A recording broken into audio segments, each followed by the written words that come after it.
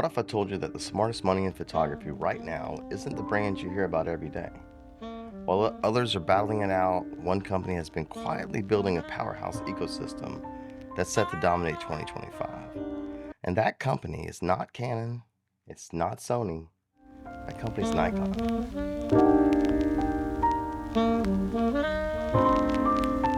Hello everyone, welcome back to the channel, or welcome to the channel if it's your first time. I'm Wesley. Today I'm going to break down why I think Nikon is the smartest buy in photography and even videography in 2025, at least in a hybrid scenario, and how it's poised to beat Canon, Sony, Fuji, and even Panasonic at their own game.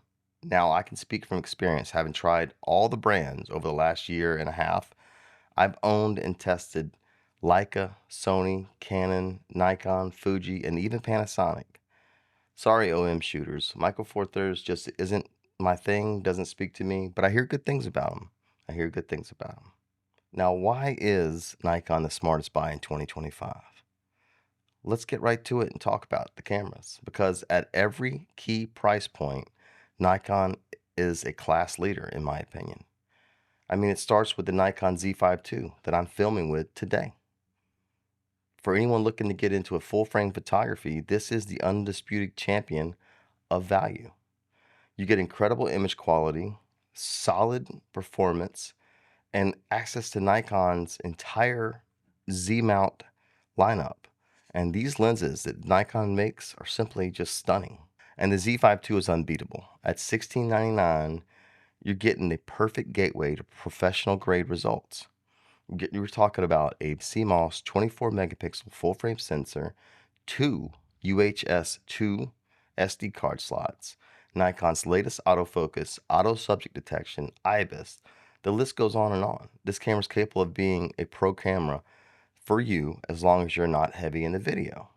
Now, if you like Fuji-esque dials and are willing to give up great ergonomics, then there's also the ZF, which I love that camera. You've seen, there's been several videos on that camera that I've made, which is pretty identical to the Z52, with exceptions like NRAW and the full second SD card slot. It has a micro SD card slot, and that's about $100 more at $17.99.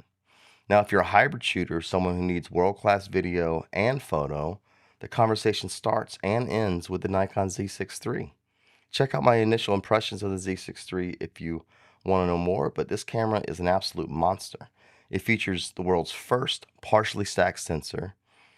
What does that mean for you? It means insane performance in video and photo. We're talking 6K internal raw video, incredible autofocus inherited from the Z8 and Z9, and readout speeds that dramatically reduce rolling shutter.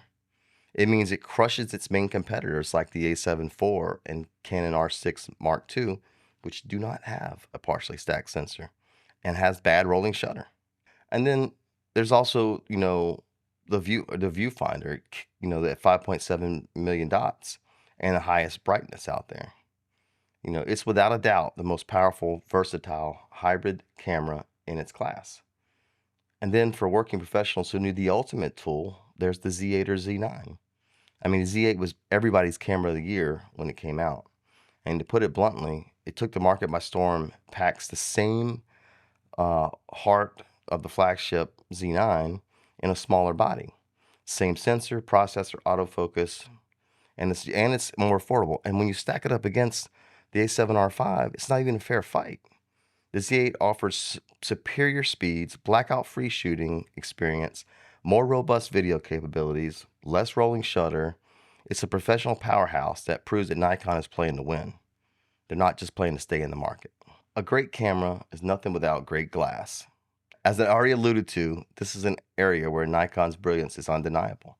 For years, people have claimed, certain brands have the advantage, like Sony, because they have a ton of options. But that's just not true anymore. Nikon's been putting out more and more Z-mount lenses. There's been more third-party folks coming on board to put out Nikon Z-mount lenses. So from the professional holy trinity of 1.8 lenses, which have been out for a while, to their amazing zooms like the 24-120 f4 S lens that I'm filming on today. Their optical quality is breathtaking, in my opinion. I mean, they source their own sand, for God's sake, for the glass. And they don't make them, and they make their own glass, and they design their own lenses.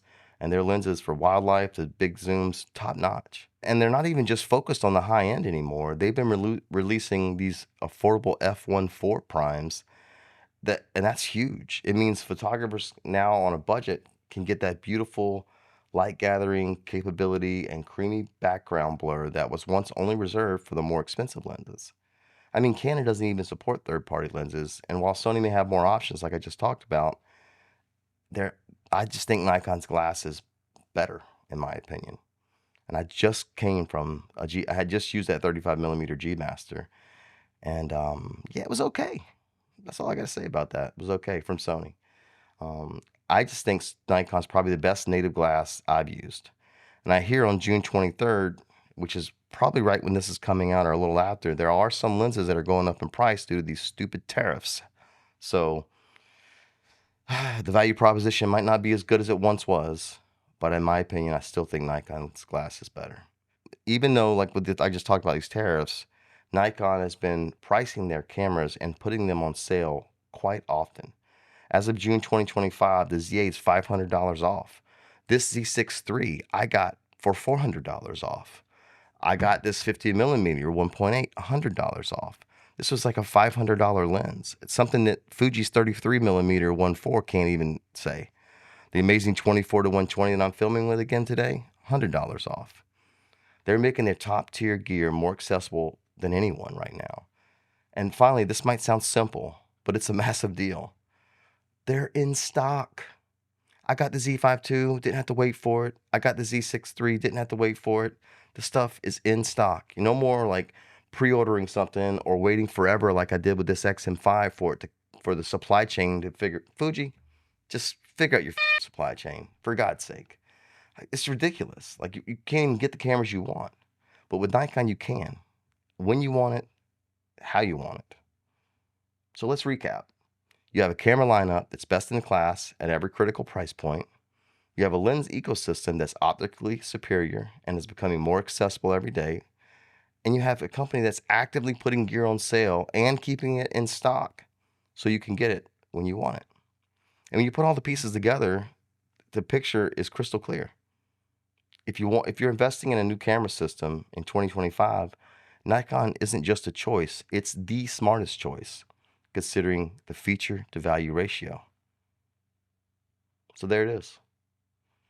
That's just my opinion, and that's just my take.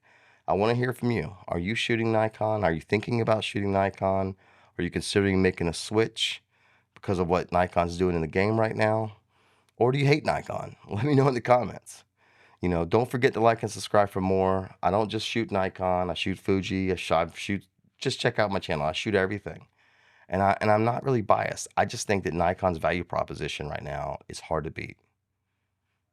Okay, that's it for me. Don't forget to like and subscribe. I'll see you in the next video. I'll see you later.